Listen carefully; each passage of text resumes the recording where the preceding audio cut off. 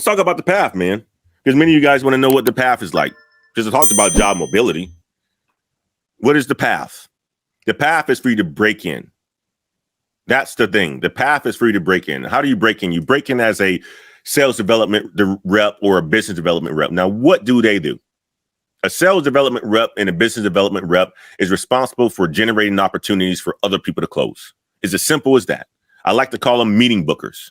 That's what I like to call them. I like to call them meeting bookers, but they do a lot more than book meetings. I'm going to tell you like this. I am underselling the role of a sales development rep because a sales development rep, they have a critical job, and their job is to get people on the phone. And how do they do that? They pitch, they sell, they sell, they sell, they sell. They don't close deals. They don't contract. They don't negotiate, but they get people on the phone. They sell themselves and they sell the product and service. It's hard to get people on the phone. It's hard. So they have to prospect, look for leads, generate those leads. They have to pick up the phone and call somebody. Hey, Christian, how you doing today, sir? Oh, I'm good. I'm good, Antoine. It's now a good time for me to talk to you about a service. No, I don't have time right now because I came wrong. I came at him wrong, right? If I understood what Christian's problem was before I call him and say, hey, Christian, I understand you have a problem XYZ. Do you have 5 minutes for me to talk to you about how I can solve that problem for you? Christian's like, oh, absolutely. I got 2 minutes. Then I'm able to say, okay, well, Christian, can I book some time on your calendar so that you can talk to my sales rep? Christian says, yes. Okay. That's the job of an SDR. You are responsible for selling your product and service. It's the hard job. You get rejected a lot. You get beat up a lot. But it is critical in order for you to have success in your career because you learn how to hunt. You basically learn how to hunt. That's what becoming an SDR does. It teaches you how to hunt. So when people say, hey, you know what, can I skip steps? You can. I skip steps. I'll tell you that right now. But I would tell you this. I took course careers to help me learn how to hunt better. I took course careers to learn how to help me hunt better as somebody who's an enterprise account executive or was. So SDR is the first place that you would start, SDR/BDR. The next place up is an enterprise, or not enterprise, but an account executive. Typically a junior account executive. It could be for what we have. We call it a CDOC at the company I call, but it's typically small, middle-sized business, small accounts under 15,000. Right? Depending on the product or services that you guys have, or it could be accounts under 100,000, or it could be accounts over, 500,000 in business revenue or something like that. But you're selling to a smaller group of people and you're selling. So not only are you doing the job of an SDR, now you're actually negotiating. You're actually doing you're facilitating the entire sales cycle. You are owning the entire sales cycle. And you have to get deals closed. And you also have a bag. A lot of people say, Anton, what's a bag? Well, a bag is a bag of money that you need to fill. So you have a quota. You have a quota. So, boy Christian here, my brother Christian, I'm going to use him as an example because I see him in the chat. Guess what? When Christian becomes an account executive, compared to his role as an SDR or BDR, his role as SDR, BDR, he has to book a certain amount of appointments in a week. But when he becomes an account executive, he has to sell $1 million in a year. So that's $250,000 a quarter. That's a quota. You have to make sure that you're hitting that $250,000 a quarter. That's a quota. So you graduate from an SDR who's booking appointments. Now you're going to that of an account executive who's carrying a bag. He has a quota. He's responsible for making sure that that bag gets full of revenue and he gets paid a lot more money. SDR typical salary ranges around $55,000 base salary, OT $85,000. Account executive, $85,000 base salary, $150,000 OTE. Now, what's next after you become an account executive? Well, you can become an enterprise account executive or a strategic account executive. Depends on what your company calls. And we just jumped from junior account executive over our CDOC, which is smaller business. We make people enterprise account executives. Now, they could be on a strategic team focusing on bigger clients, right? But everybody's still an enterprise account executive. And I'm going to tell you like this, that's where the big money is being made, because you're selling to billion-dollar companies. You're selling to the Apples and Microsofts and so forth. And these guys are buying software from you in the millions of dollars, and you get commission off of that. Now, what's the role of an enterprise account executive? So you graduate from an SDR to an account executive to enterprise account executive. It's tenure, it's industry, the knowledge. That's what it is. Brother SOBC is in the house. Good to see you, man. He says, Brother Antoine, great to see you. Wife just gave birth to our third. Been long, sleepless nights for the past 2 weeks, but thankful for God's creation. Congratulations, my man. Giving birth is a fantastic thing, man. And being a father is a fantastic thing, brother SOBC, man. I'm very proud of you guys, man. I'm hoping that a wife's birth was uneventful and baby's doing fantastic. Sleepless nights, that comes with it, my man. That definitely comes with it. But I'm gonna tell you like this: you got 3 kids now. You got to make that money. You got to make that money, my man.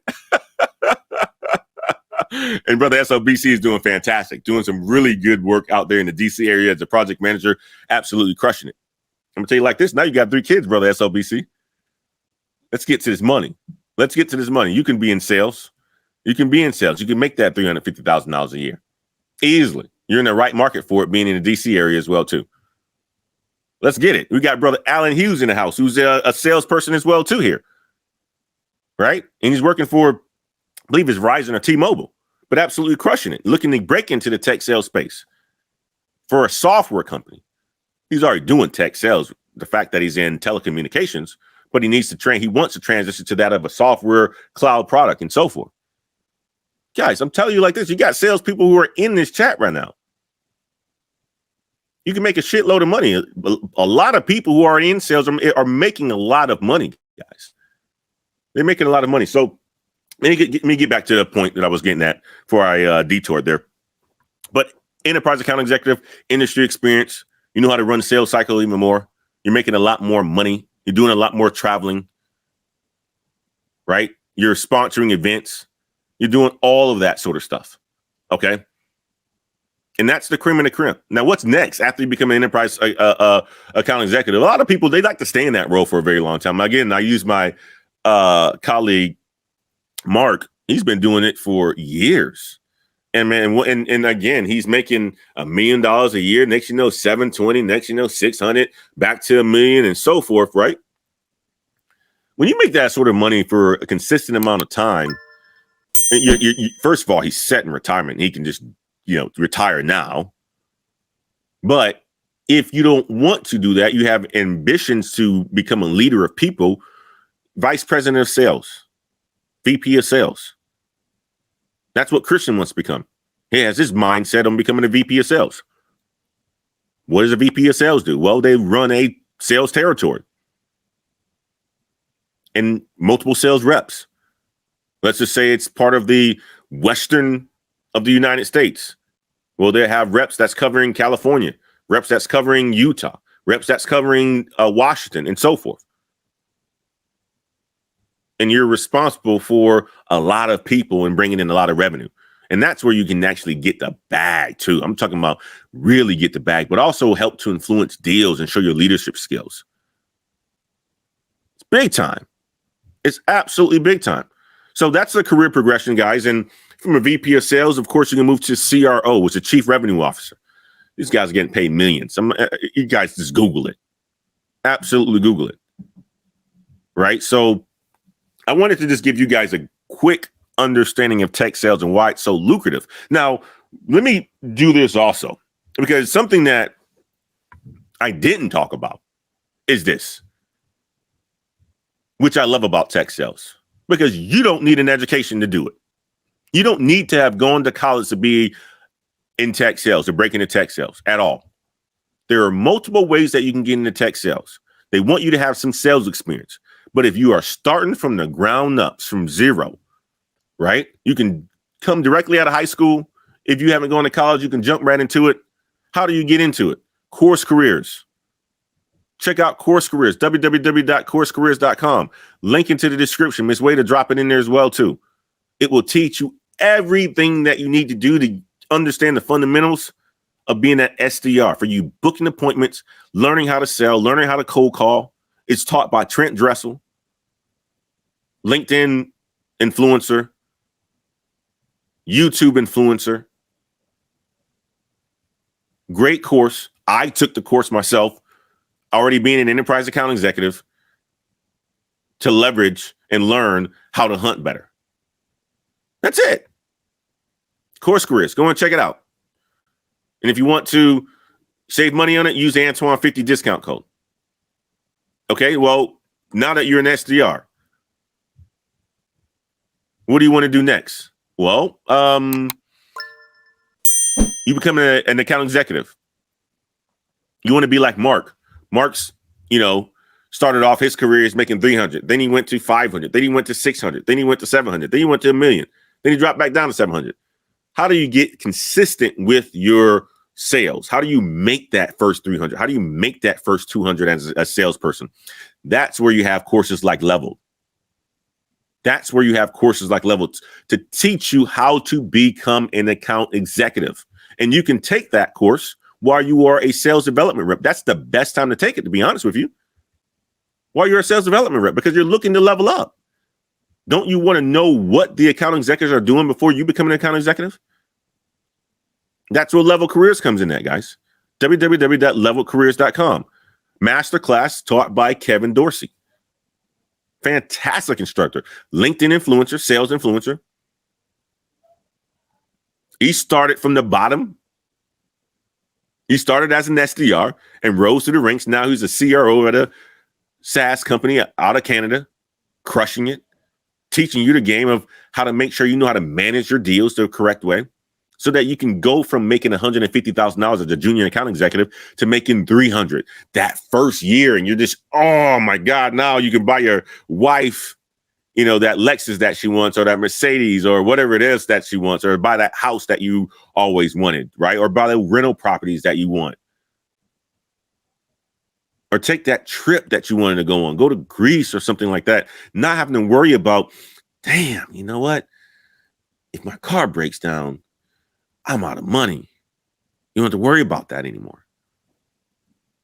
You don't have to worry about those problems. And once you start to make that money, you're not going to see the same things anymore. You're not going to see, what the news tries to get you to distract or try to use to distract you.